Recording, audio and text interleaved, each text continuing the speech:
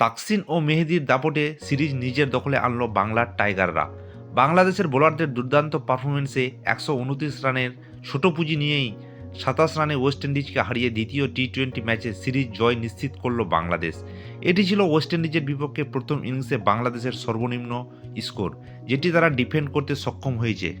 Saint ভিনসেন্টের earns ভেল গ্রাউন্ডে toss জিতে bat করার সিদ্ধান্ত নিলে শুরুতেই বিপর্যয়ে পড়ে বাংলাদেশ। আকিল হোসেন ও রোস্টন চেজের ঘূর্ণিতে পাওয়ার প্লেতে মাত্র 27 রান তুলতেই সাজঘরে ফেরেন লিটন, তামিম ও তানজিদ। এরপর মেহেদী হাসান মিরাজ ও সৌম্য সরকারের 40 রানের জুটি কিছুটা স্থিতি আনলেও সৌম্য রান আউট হন এবং মেহেদী 26 রানে আউট হন। শেষ দিকে শামীম হোসেনের 17 বলে 35 রানের ঝোড়ো ইনিংস বাংলাদেশকে 129 রানে পৌঁছে দেয়। জবাবে তাসকিন আহমেদের বিধ্বংসী স্পেল ওয়েস্ট ইন্ডিজের ব্যাটিং লাইন আপের ধস নামিয়ে দেয়। ম্যাচের তৃতীয় ওভারে ব্র্যান্ডেড কিং ও অ্যান্ড্রে ফ্লেচারকে ফেরাতে সক্ষম হয় তাসকিন আহমেদ। 16 রান খরচ করে 3টি উইকেট, মেহেদী হাসান 17 রান খরচ করে 2টি উইকেট ও তানজিম হাসান 16 রান খরচ করে 2টি উইকেট তুলতে সক্ষম হয়।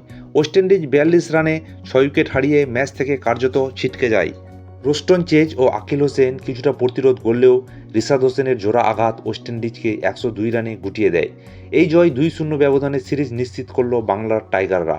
বাংলার টাইগাররা আবার একবার প্রমাণ করলো তাদের বোলিং সামর্থ্য। ভিডিওটি ভালো লাগলে প্লিজ